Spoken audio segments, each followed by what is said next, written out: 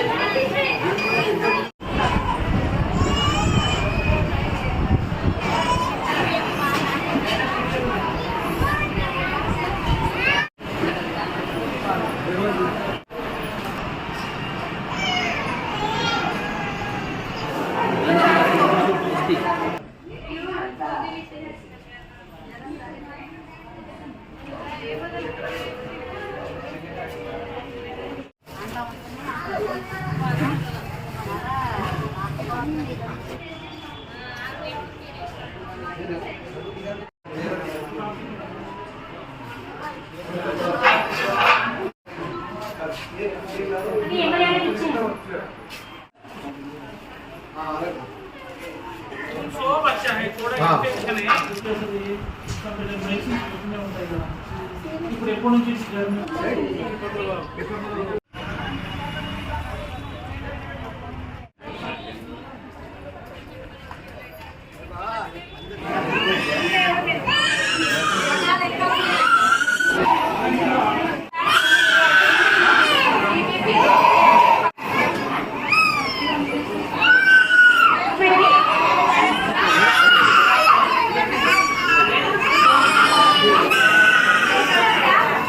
B Srinu.